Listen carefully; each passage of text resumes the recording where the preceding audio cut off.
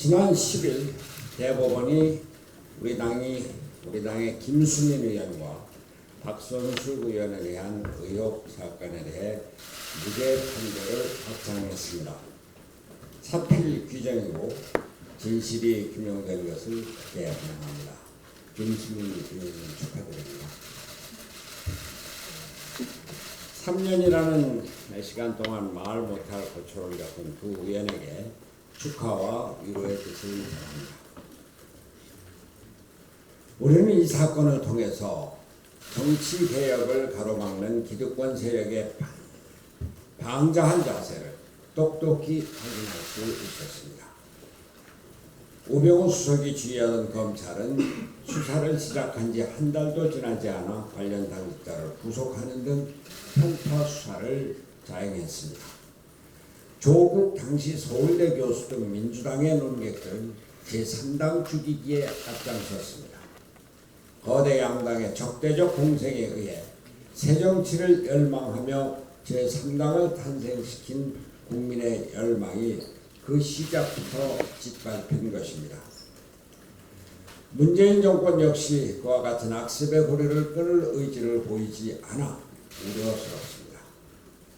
국회 청문회에서 위증으로 논란이 되고 있는 윤석열 검찰총장 후보는 지난 2017년 청와대가 고검장급이던 서울중앙지검장을 검사장급으로 낮추면서까지 중요한 인사입니다. 차기 총장 후보로 거론되던 지난 4월에 문재인 대통령의 복심인 양정철 민주연구원장과 회동을 가졌다는 보도도 있습니다.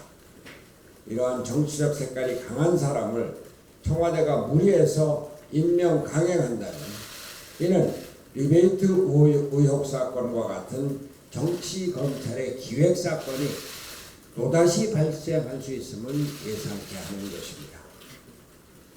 바른미래당은 무죄가 밝혀진 이번 사건의 가장 큰 피해자로서 문재인 대통령에게 당부하고 싶습니다.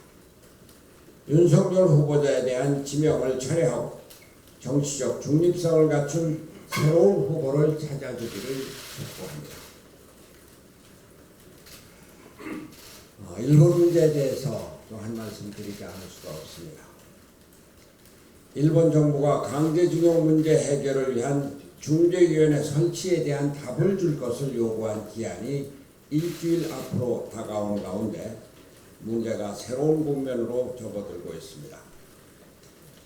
문재인 대통령은 지난 10일 대기업 30개사 총수들을 청와대로 불러 간담회를 가진 자리에서 경제보복 문제의 외교적 해결을 강조했습니다. 그러나 구체적인 해법이나 예상되는 피해에 대한 지원 대책 등에 대해서는 이야기가 없어 또다시 보여주기식 이벤트를 한 것이 아니냐는 비판이 제기되고 있습니다.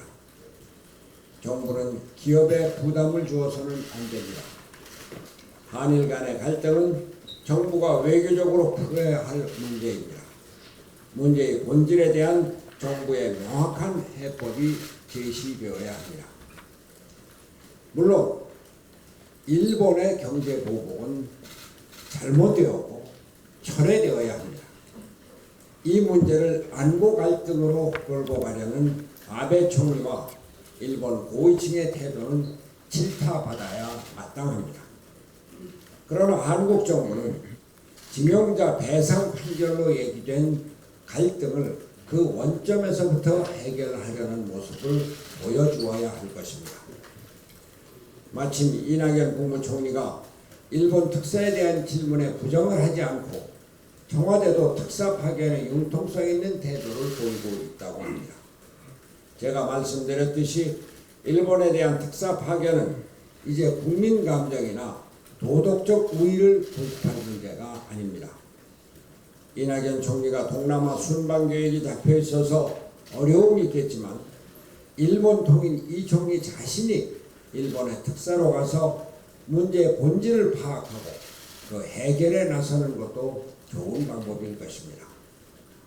문재인 정부가 김현종 국가안보실 2차장과 김이상 외교부 양자 경제외교국장을 미국에 보낸 데 이어서 유명희 통상교섭본부장도 다음 주 방미하여 미 정부의 주요 인사들을 만날 예정이라고 합니다. 정부가 외교적 해결을 위해 다각적으로 노력하는 점은 평가할 만합니다. 그러나 가장 중요한 것은 당사자 간의 문제 해결입니다.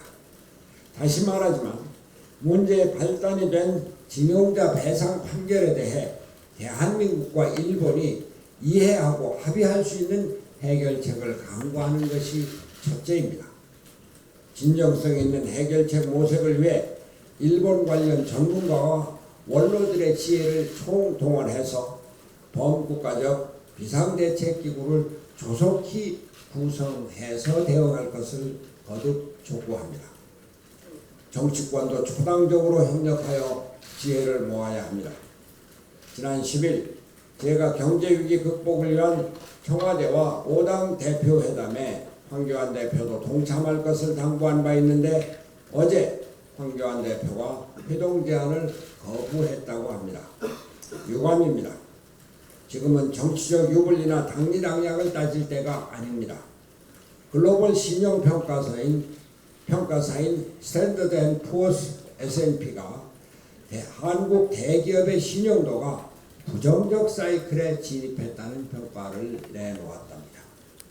올해 경제 성장률 전망치를 2.4%에서 2.0%로 낮추기도 했습니다.